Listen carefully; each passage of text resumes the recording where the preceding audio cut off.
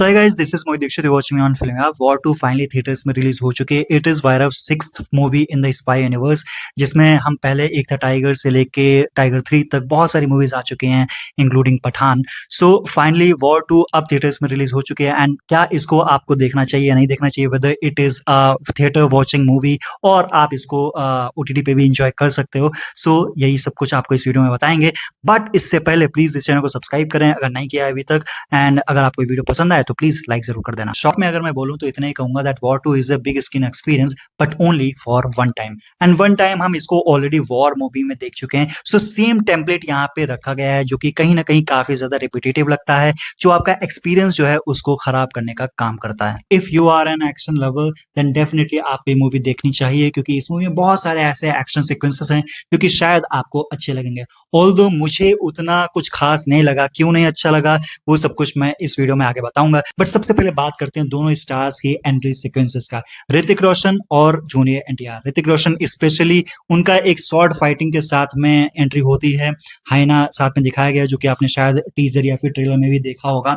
अगर मैं इस शॉट की बात करूं तो इसमें कहीं ना कहीं Hrithik Roshan along with that हाइना काफी ज्यादा फेक लगता है एंड वीएफएक्स भी लगता है। सो जो ये सेटिंग है, ऑल्दो इसकी कलर ग्रेडिंग तो मुझे अच्छी लगी, बट जो इसका स्टार्ट होता है, जो एक्शन सीक्वेंस का स्टार्ट होता है, वो काफी ज्यादा ओवर द टॉप लगा एंड उसको इतना स्लोमो कर दिया कि आपको लगता है कि यार क्यों ही दिखा रहे हो। बट आई मस्ट से, भले ही एक्शन सीक्वेंस मुझे स्टार्टिंग में पसंद नहीं आया, बट जैसे जैसे ये आगे बढ़ता है काफी ज्यादा इंट्रिगिंग हो जाता है एंड कहीं ना कहीं इंप्रेस करने लगता है। अब बात करें अगर जूनियर एनटीआर की एंट्री का, देन आई से कि उनकी एंट्री काफी ज्यादा ओवर द टॉप है। मतलब वो तेलुगु स्टार है आई नो, बट उनको इतना ज्यादा ओवर द टॉप ट्रीटमेंट देने की क्या जरूरत थी। मुझे लगता है कि उनका जो देवरा में एक शॉट था ना, शाह के ऊपर चढ़ गए थे, उसको पकड़ रहे थे and then there was a container scene in Devara, जिसके लिए उनको बहुत ज्यादा ट्रोल किया गया था। वैसा ही कुछ एनटीआर के एंट्री सीक्वेंस के साथ इस मूवी में हो सकता है। इसको भी बहुत ज्यादा ट्रोल किया जा सकता है क्योंकि this is a troll material. अब आप मुझसे पूछोगे कि मुझे क्या नहीं अच्छा लगा, तो उस बात पे यही कहूंगा कि इसका जो सीजीआई था वो बहुत ज्यादा ही बेकार था। मतलब कि एक नाइट सीक्वेंस है, उसमें एनटीआर का बेयर बॉडी है, उनका बॉडी अलग दिखाई देता है, उनका चेहरा अलग दिखाई देता है, साफ साफ पता चल रहा है कि he is not the same man. मतलब किसी और का स्टैंड डबल किया गया यहाँ पे एंड उसको चेहरा उठा के चिपका दिया गया है। तो इतना ज्यादा खराब वीएफएक्स है कि आपको लगता है यार क्यों दिखा रहे हो ये सब। ऑल्दो इस एंट्री के बाद उनके जो एक्शन शॉट्स होते हैं वो काफी ज्यादा इंप्रेसिव लगते हैं, उसमें लगता है कि हाँ काफी कुछ दमखम है। दोनों स्टार्स की एंट्रीज को अगर मैं कंपेयर करूं तो मुझे ऋतिक की थोड़ी बेटर लगती है, क्योंकि एनटीआर वाली थोड़ी सी मुझे ओवर द टॉप लगी एंड उस वो क्योंकि नाइट सीक्वेंस था तो काफी ज्यादा उसमें सीजीआई के इश्यूज भी थे। बट ऐसा कुछ भी नहीं है कि एंट्री बहुत ज्यादा ही कुछ अच्छी है, बहुत ज्यादा गूज बम्पिंग होगी, बहुत ज्यादा क्लैप वर्दी होगी कि आपको देख के मजा आ जाएगा, सीटी बजाने का मन करेगा। ऐसा कुछ नहीं है, क्योंकि शायद आपने पठान, टाइगर या फिर वॉर में एक्सपीरियंस किया होगा, वो यहाँ पे मिसिंग है। सो वायर ऑफ स्पाई यूनिवर्स की शुरुआत हुई थी एक था टाइगर के साथ, जिसको आप अगर आज भी देखोगे तो आपको काफी ज्यादा इंप्रेसिव लगेगी। क्यों? क्योंकि उसको रियल लोकेशंस पे शूट किया गया था। न सिर्फ उसमें एक्शन शॉट्स बल्कि उसकी स्टोरी भी काफी ज्यादा आपको इंप्रेस करती है, काफी ज्यादा आपको इंगेज करके रखती है। बट जैसे जैसे वायर ऑफ स्पाई यूनिवर्स आगे बढ़ता गया, हर एक मूवी के साथ आप नोटिस करोगे कि स्टोरी तो कम होती जा रही, बट जो स्टाइल है, जो एक्शन शॉट्स हैं, वो बढ़ते चले जा रहे हैं। And these are not filmed on real life locations but on green screen. So green screen एक बहुत बड़ा मुद्दा बन जाता है वॉर 2 के लिए भी, क्योंकि वॉर 2 में बहुत सारे एक्शन सीक्वेंसेस एंड मोस्टली हर जगह पे आपको ग्रीन स्क्रीन का यूज दिखे। If you are action lover तो आप मूवी में काफी ज्यादा इंगेज रहोगे, बट अगर आप स्टोरी भी एक्सपेक्ट करते हो तो वो आपको यहाँ पे नहीं मिलेगी। पठान और टाइगर को छोड़ो, ऐसा लगता है कि एक्शन के बीच में थोड़े बहुत स्टोरी ने अपना कैमियो कर दिया है। अब ऐसा भी नहीं कि एक्शन आप कुछ अलग लेवल का देखने वाले हो जो आपने शायद पहले नहीं देखा हो, या फिर यूं कहें कि कुछ यूनिक उसमें दिखाने की कोशिश की जाएगी, या फिर यूं कहें कि उसको अच्छे से ट्रीट किया गया है। बिल्कुल भी नहीं। जो भी आपने वॉर 1 में देखा है, जो भी आपने पठान में देखा है, सबको आप कंपाइल कर दीजिए एंड लोकेशन बदल दीजिए, सब कुछ वही हो रहा है इस मूवी में भी। अब देखो, मूवी में लॉजिक तो मैं नहीं लगाता हूं, बट मैं बिल्कुल कहूंगा कि इस मूवी में बहुत सारे एक्शन शॉट्स तो थे, एक्शन सीक्वेंसेस तो थे, बट कोई भी ऐसा कन्विंसिंग नहीं लगा जिसको मैं अभी याद करूं और कहूं कि वाह वहां पे मजा आ गया था, गूज बम्पिंग था एंड उसमें उसको देख के सीटी मारने का मन हुआ। ऐसा कुछ भी नहीं है। तो स्टोरी के नाम पे आई से कि इस मूवी में बहुत सारे अब्बास मस्तान जैसे ट्विस्ट एंड टर्न्स डालने की कोशिश की गई है। कहीं पे आपको लगेगा कि ये बंदा हीरो है, कहीं पे लगेगा कि नहीं ये तो विलन है। तो बार बार ऐसा कुछ ना कुछ होता रहता है जो कि कहीं ना कहीं काफी प्रिडिक्टेबल होता है एंड काफी चाइल्डिश भी लगता है। मेन जो प्लॉट है मैं उसके ऊपर बात नहीं करूंगा, क्यों? क्योंकि कहीं न कहीं वो स्पॉइलर हो जाएगा एंड आपका एक्सपीरियंस खराब। Talking about the screenplay of war 2, I say it has major issues specially in pacing.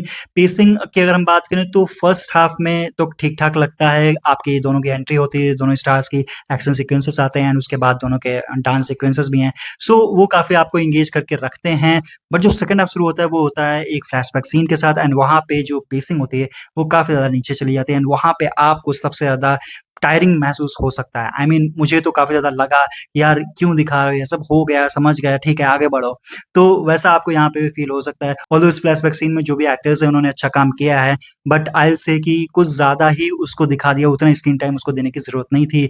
उसको अननेसेसरी इतना बढ़ा-चढ़ा दिया गया, ड्रैग कर दिया गया, उसको अच्छा खासा काट दिया जा सकता था जिससे इसकी लेंथ भी कम हो जाती। इसके अलावा क्लाइमेक्स में भी काफ़ी ज़्यादा पेसिंग इश्यूज़ हैं जब दोनों एक्टर्स की फाइट होती है एंड उसके बाद जो होता है उसमें मैं स्पॉयलर्स तो नहीं दूँगा लेकिन इतना कहूँगा कि कुछ ज़्यादा ही प्रीची कर दिया गया वहाँ पे माहौल को एंड उसको सिम्पैथाइज़ करने की कोशिश की गई है। आई मीन आई नो कि दोनों एक्टर्स की फैंडम बहुत बड़े-बड़े हैं एंड उनको कैटर करना ज़रूरी है, बट इतना भी प्रीची होने की ज़रूरत नहीं थी जिससे आपकी जो स्टोरी लाइन है वो काफ़ी ज़्यादा ड्रैग हो जाए एंड आपका एक्सपीरियंस जो है वो खराब होने लगे। सो मूवी का एक्सपीरियंस बेटर हो सकता था अगर वाईआरएफ इसके वीएफएक्स और सीजीआई के ऊपर काम करता एंड खुद से नहीं अगर किसी और कंपनी को दे देते तो ज़्यादा बेटर रहता।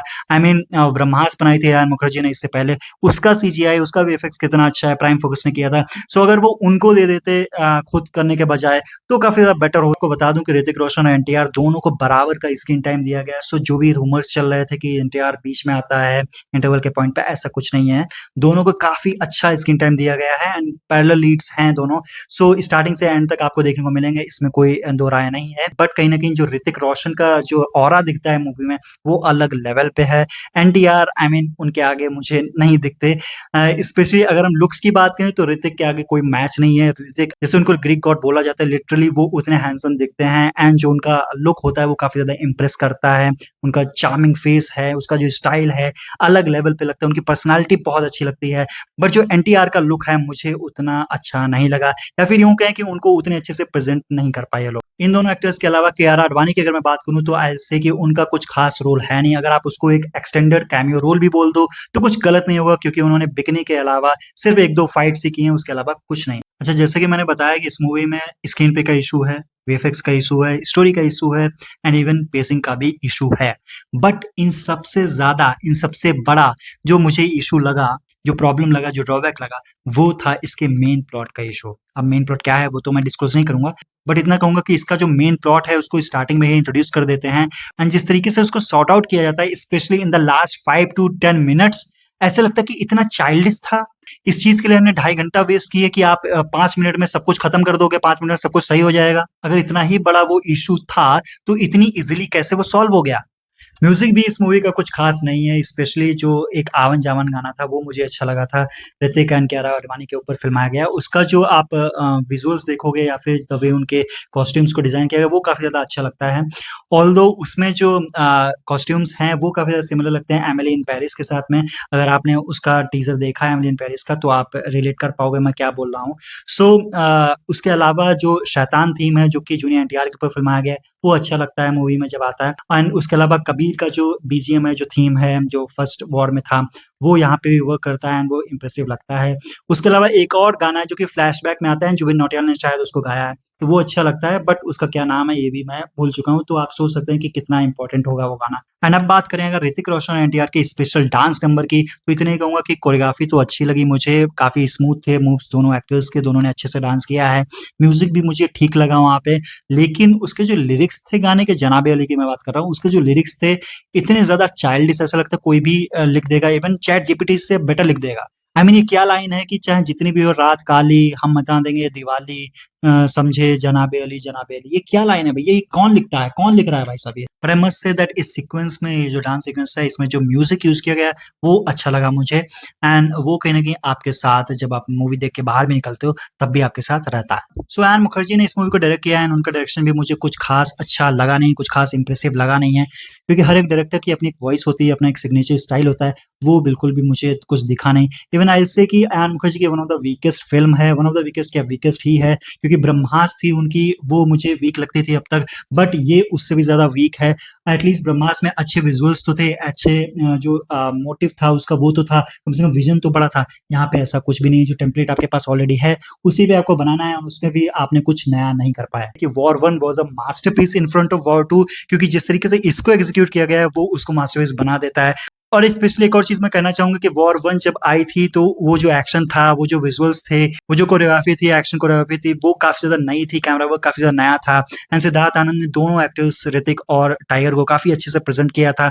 तो वो काफ़ी ज़्यादा फ्रेश लग रहा था, रिफ्रेशिंग लग रहा था एंड एक अलग लेवल का क्लासी एक्शन लग रहा था। तो वो चीज़ यहाँ पे मिसिंग है। क्यों? क्योंकि हम ऐसे एक्शंस बार-बार देखते आ रहे हैं। वॉर में देखा, फिर पठान में देखा, फिर टाइगर में भी सेम ही था और अभी हम वॉर 2 में देख रहे हैं। तो जब तक आप नया कुछ नहीं करोगे, तब तक कुछ मज़ा नहीं आने वाला है। सो ओवरऑल इतना ही कहूँगा that war 2 is a big misfire. इस मूवी में बहुत ज़्यादा पोटेंशियल था। इस मूवी को जैसे कि मैंने पहले भी बताया कि 1000 करोड़ का कंटेंडर माना जा रहा था एंड इस साल की हाईएस्ट ग्रॉसिंग भी हो सकती थी। बट अभी जब मैं देख के आया हूँ एंड मैं लिटरली डिसअपॉइंट हूँ, तो मैं इतना कह सकता हूँ कि ये मूवी 500 करोड़ भी कमा लेना वर्ल्ड वाइड, बहुत बड़ी बात होगी। अगर आप ऋतिक के फैन हो, जूनियर एनटीआर के फैन हो, जाओ देख के आओ, एक्शन लवर हो, जाओ देख के आओ। ऐसा कुछ बहुत ज़्यादा उम्मीद लेके मत जाना, बट आपका ऐसे कि टाइम पास हो जाएगा। आप इस मूवी को थिएटर में देखोगे या नहीं देखोगे, ये ज़रूर कमेंट करके बताना। पहले दिन की अगर हम बात करें, तो इस मूवी का जो पहले दिन का कलेक्शन होगा, वो लगभग 30 से 32 करोड़ हो सकता है, जो कि बहुत ज़्यादा एम्बैरेसिंग है। क्यों? क्योंकि 2025 में इतनी बड़ी मूवी जो कि सीक्वल है, वायर ऑफ स्पाई यूनिवर्स का हिस्सा है, वो और ऋतिक रोशन है उसमें, एनटीआर है उसमें, उसका 30 से 32 करोड़ हिंदी कलेक्शन आ रहा है फर्स्ट डे, तो बहुत ज़्यादा एम्बैरेसिंग हो जाता है। क्योंकि एक था टाइगर ने 2012 में 30 करोड़ की ओपनिंग दे दी थी एंड वॉर की अगर मैं बात करूँ, तो उस मूवी ने भी 50 करोड़ की ओपनिंग दी थी on it's first day. But still I से, क्योंकि अभी भी लॉन्ग वीकेंड है, 15 अगस्त है एंड 17 अगस्त को संडे है, तो इसका काफ़ी अच्छा कलेक्शन हो सकता है, specially in the weekend. But उसके बाद कैसे परफॉर्म करेगी, आई कांट से। कि war 2 and tiger 3 are the weakest movies of spy universe. आपके क्या थॉट्स हैं? आपको कौन-सी वीक फ़िल्म लगती है? आप प्लीज़ कमेंट करके ज़रूर बताइए। आप इस मूवी को थिएटर में देखोगे या नहीं देखोगे? प्लीज़ ये चीज़ भी बताइए। आपको ये वीडियो कैसा लगा? आपका रिव्यू कैसा लगा? उसके ऊपर भी बात कर सकते हो। सो हम मिलते हैं एक नए वीडियो में, जो कि मोस्ट प्रोबेबली कुली का रिव्यू होगा। सो उसके लिए वेट कीजिए। तब तक के लिए सदा फिल्मी रहो मैन।